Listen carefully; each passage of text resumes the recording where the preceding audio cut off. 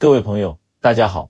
今天这堂课我要讲的东西，可能就在你们现在的身上发生着，或者正在悄悄地酝酿着。如果不听，哪怕你现在家财万贯，哪怕你现在觉得自己身体壮得像头牛，等到那一天来临的时候，你也会变得寸步难行，甚至要在轮椅上度过你的余生。我在临床上看过太多的案例，很多病人进来的时候是一瘸一拐的，有的甚至是被人架进来的，他们脸上的表情只有一种，就是痛苦。那种痛不是皮肉之苦，而是钻心的，像是骨头在互相摩擦的钝痛。他们问我最多的一个问题就是，医师，我这膝盖怎么说坏就坏了呢？前2年还好好的，怎么突然就走不动路了呢？去医院拍片子，西医说是退化性关节炎，是半月板磨损，是长了骨刺，建议换人工关节。可是我不甘心啊，我这那是爹妈给的肉身，怎么能说锯就锯了，换成铁疙瘩呢？我就笑笑跟他们说，你的膝盖不是突然坏掉的，它是被你几十年的无知和坏习惯一点一点给磨坏的，是被你亲手给废掉的。今天我就借着一份所谓的复健科医师的报告，标题写着膝盖就是这样坏掉的，这5个坏习惯一定要戒掉，来跟诸位好好聊聊这个话题。我要用最通俗的大白话，结合现代的生理学，再把我们老祖宗传下来的中医易经智慧这一层窗户纸给你们捅破。这堂课不仅要救你的膝盖，更要救你的观念。你要知道，在台湾，甚至在整个现代社会，膝盖问题已经成了一个流行病。不论是60、70岁的老人家，还是30、40岁的壮年人，膝盖有毛病的10个里面，起码有5个。为什么？是现在的路不平了吗？不是，现在的柏油马路比以前的泥巴路平坦多了。是现在的鞋子不好穿了吗？不是，现在的气垫鞋、缓震鞋科技含量高得很。那为什么我们的膝盖反而越来越脆弱了？这里面有一个巨大的误区，也是我要讲的第一个核心观念。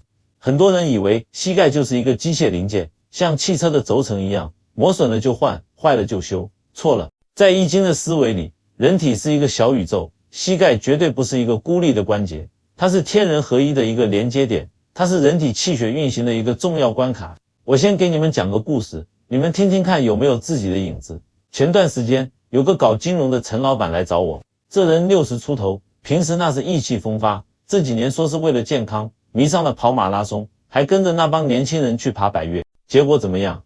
那天他是坐着轮椅被推进诊室的，一见到我他就开始诉苦。他说，医师啊，我这人最讲究科学养生了，我那跑鞋是2万块一双的定制款，我那护膝是进口的医疗级的，我吃的也是最好的氨糖软骨素，怎么这膝盖还是废了呢？西医跟他说，他的膝盖软骨已经磨得跟纸一样薄了，必须动手术。我看着他那一脸的不服气，我也不急着把脉，我就问了他几个问题。我说，陈老板，你是不是每次跑完步大汗淋漓的时候，喜欢站在风口吹风，或者马上钻进冷气房里凉快？他点点头。我又问，你是不是为了追求那个肌肉线条，每天晚上还要去健身房练深蹲，练到大腿发抖才肯罢休？他又点点头。我再问，你平时是不是为了应酬喝的大酒不少，为了解酒又喝冰水？他说，是啊，这有什么不对吗？我说，这哪里是不对，这简直就是在自杀。你所谓的科学养生全是在逆天而行，你以为你在锻炼身体，其实你是在透支你的肾精，在消耗你的肝血，在把寒气往你的骨头缝里灌。你的膝盖不是被跑坏的，是被你的无知给谋杀的。诸位，你们要听明白，在中医的宏观宇宙观里，膝盖这个位置它是金之府。什么叫府？就是大本营，肝主筋，肾主骨，脾主肉，这3家脏腑在膝盖这个地方开了一个合资公司。肾气给你提供骨头的硬度，那是地基，地基不稳，大楼必塌。肝血给你提供韧带和筋膜的弹性，那是钢筋，钢筋生锈了，混凝土再厚也没用。脾胃给你提供肌肉的力量和津液的滋润，那是水泥和润滑油。现代医学怎么看膝盖？他告诉你，膝盖是由股骨、胫骨、髌骨组成的，中间有半月板做缓冲，周围有十字韧带做固定，外面包着关节囊，里面有滑膜分泌关节液。这讲的对不对？很对，很精细。但是他只看到了硬件，没看到软件。他看到了车轮子扁了，却不知道是因为车上拉的货太重，还是因为路太烂，或者是司机开车的习惯太差。我们中医看病看的是背后的气机变化。膝盖这个地方为什么容易坏？因为它是人体最容易受寒、最容易淤堵、负重又最大的地方。它上面连着大腿，那是阳气的大本营，下面连着小脚，那是阴气的起始点，膝盖就是那个阴阳交接的关口。好，接下来我就要把那个复健科医师提到的5个坏习惯，一个个给你们拆解开来。我要告诉你们，这些坏习惯在现代医学上是怎么解释的，在我们中医易经的视角下，又是如何一步步瓦解你的防御体系，最终导致膝盖崩盘的。第一个坏习惯，也是最普遍、最容易被忽视的，叫做贪凉露膝，寒气入骨。现在的女孩子为了漂亮，大冬天的穿个短裙或者那个破洞牛仔裤，正好把膝盖露出来。还有很多老人家夏天为了省电，或者就是贪图那点凉快，对着电风扇猛吹，或者在那个20度的冷气房里穿着大短裤睡觉。你们觉得这是小事？我告诉你们，这是要命的大事。在中医里，我们讲虚邪贼风，避之有时。膝盖这个地方，你们摸摸看，是不是只有一层皮包着骨头？它没有厚厚的脂肪层来保护。脂肪在中医里看来，那也是一层卫气，是一层护城河。你的肚子上有肥肉保护肠胃，你的屁股上有肥肉保护坐骨，唯独膝盖，它是裸露在外的。这就好比一座城池，城墙最薄弱的地方，敌人最容易攻进来。当你的膝盖暴露在冷风里，或者被冷气直吹的时候，现代医学会告诉你什么？物理学原理，热胀冷缩，你的血管会瞬间收缩。膝盖周围的血管本来就细，这一收缩，供血量马上就减少了。血液是干什么的？血液是运送氧气和营养的，也是带走代谢废物的。路断了，营养过不来，垃圾运不走。更重要的是，膝盖里的关节液，那个滑膜分泌的液体，它是有温度要求的。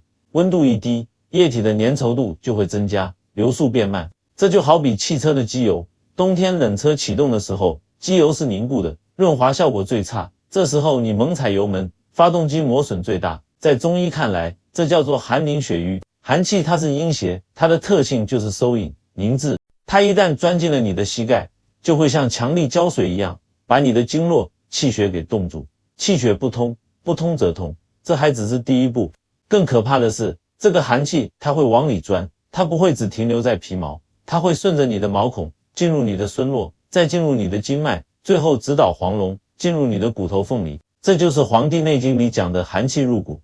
一旦寒气入骨，那就成了老寒腿。这时候你的身体会启动自救机制。身体是很聪明的，它发现膝盖这里冻住了，它会怎么办？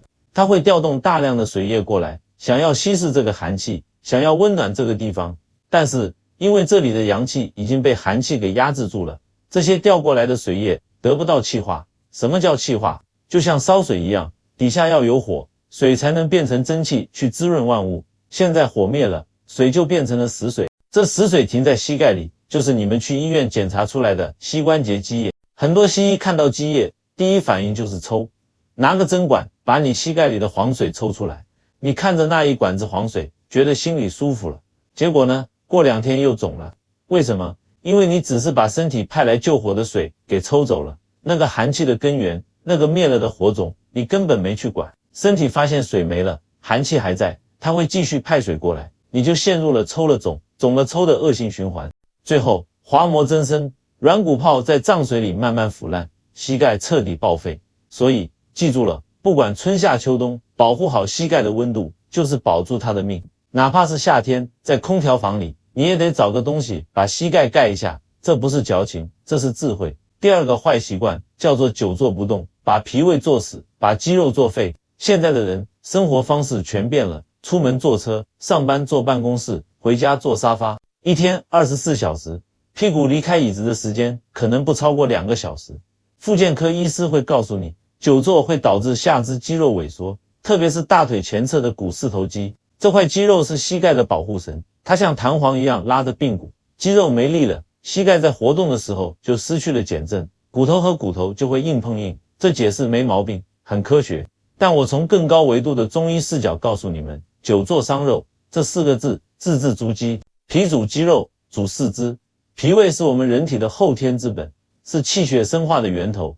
你吃下去的饭要靠脾胃的运化，才能变成精微物质，变成气血，输送到全身的肌肉里去。黄帝内经讲，脾气散精，上归于肺，通调水道，下输膀胱。你总是坐着不动，你的中焦气机就停滞了。这就好比一个搅拌机，你把电源拔了，里面的东西就不动了，脾胃不运化，气血就生化无源。你看那些常年久坐的人，是不是大多都有肚腩？那个肉是不是都是松松垮垮的，像棉花一样，没一点弹性？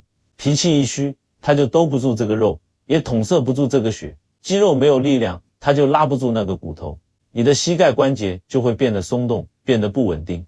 这就是为什么很多坐办公室的人，明明没干什么体力活，走2步路膝盖就发软，就打晃。更要命的是，久坐会导致经络淤堵。你们摸摸自己的大腿后侧，那是足太阳膀胱经；摸摸大腿内侧，那是肝肾脾3条阴经。你天天坐在椅子上，把这几条重要的高速公路全给压死了，气血怎么过得去？气血下不去，膝盖就成了一个孤岛，就像一个偏远的边防哨所，粮草运不到，援军过不来，你指望那个哨所的士兵能守得住边疆吗？一旦有风吹草动，哪怕只是走个楼梯，那个脆弱的防线瞬间就会崩溃。还有一点，现代医学讲的胰岛素抵抗，其实就是我们中医讲的脾虚湿盛。你坐着不动，吃进去的糖分代谢不掉，这就成了湿气。湿性重浊，它也是往下走的，它会沉积在你的关节里，让你的膝盖感觉沉重，像灌了铅一样。所以各位坐办公室的朋友，别一坐就是一上午，定个闹钟，每隔40分钟站起来，哪怕只是去倒杯水，上个厕所，或者在工位上拍打大腿，通通经络，别让你的膝盖成了人体的断头路。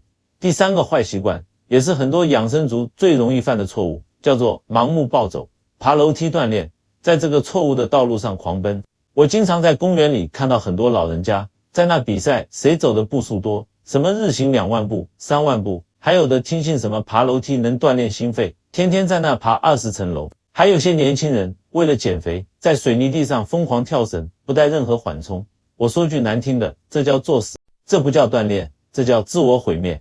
各位，你们要明白一个物理学的常识，人体的关节是有寿命的，就像汽车的轮胎一样，它是有磨损极限的。你那软骨虽然可以再生，但那个再生速度慢得可怜，赶不上你磨损的速度。从力学角度讲，当你爬楼梯的时候，你的膝盖承受的压力是你体重的4倍。你算算，如果你150斤，你每上1级台阶，你的膝盖就要承受600斤的压力，你还要在那上上下下几千次。你这不是在锻炼，你这是在用砂纸打磨你的半月板。在中医里，我们讲肝主筋，霸极之本，意思是说，筋膜这个东西，它的耐力是很强的，它能耐受疲劳，但是凡事都有个度，过劳则伤筋。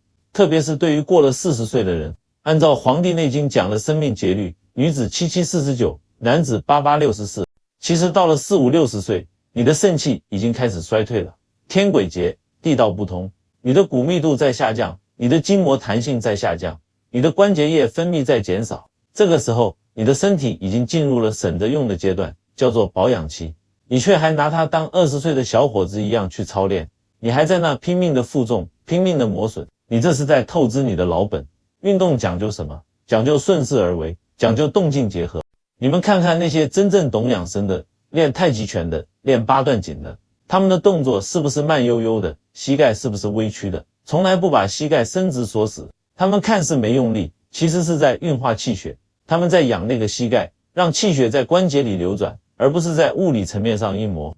所谓的硬核养生，不是让你去挑战身体的极限，而是要你去理解身体的规律。真正的锻炼应该是让身体微微出汗，气血通畅，精神饱满，而不是练完之后气喘吁吁，大汗淋漓，膝盖酸痛，第2天起不来床。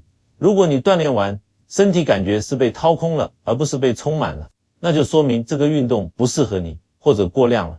第4个坏习惯叫做饮食无度，嗜糖如命，湿气缠身。你可能会问，医师，我膝盖疼，跟我吃什么有关系吗？关系大了去了，这叫病从口入。现在的人为了嘴巴痛快，奶茶、蛋糕、甜点、冰激凌天天往嘴里塞，甚至很多菜里都要放大量的糖。现代医学研究发现，过量的糖分摄入会导致身体产生一种慢性低度的炎症，这个糖分会和体内的蛋白质结合，产生一种叫 H 的东西，糖基化终末产物。这东西会攻击你的软骨，让软骨变脆，失去弹性。在中医里，这道理讲得更透彻，这叫甘能令人中满，甜味入脾。适量的甜能补脾，但过量的甜，特别是那种人工精制的白糖、果葡糖浆，那就是湿热的源头。脾喜造物湿，你把一堆黏糊糊的糖塞进去，脾胃就像那个被胶水粘住的齿轮，转不动了，运化失灵，水湿内停。这个湿气重了，它往哪里走？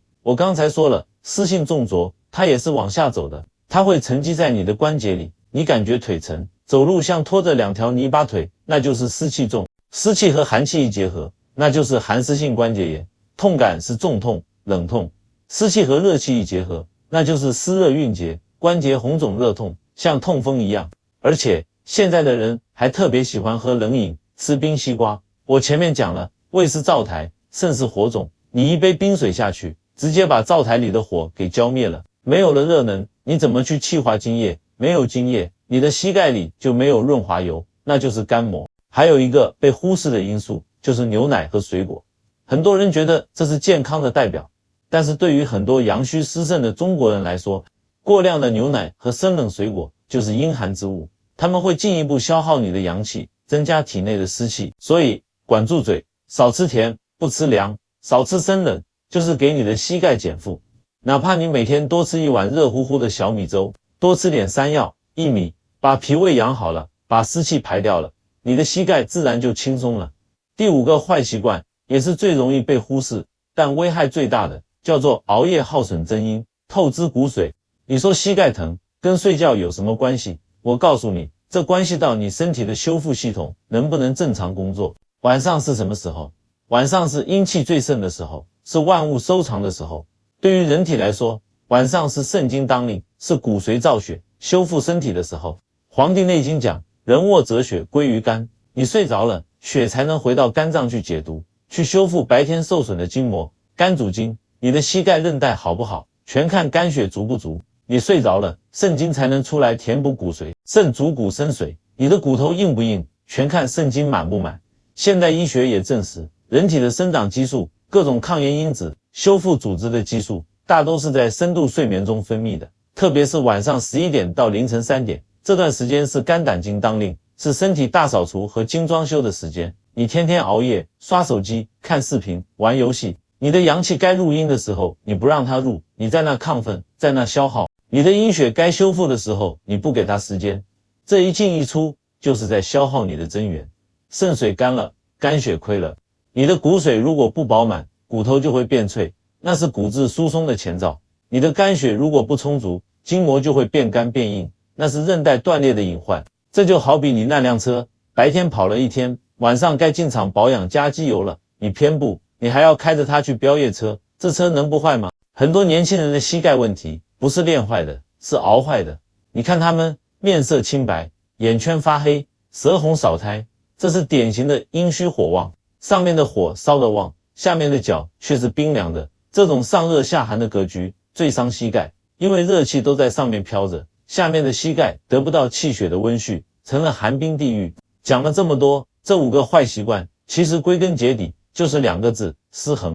阴阳失衡，寒热失衡，动静失衡。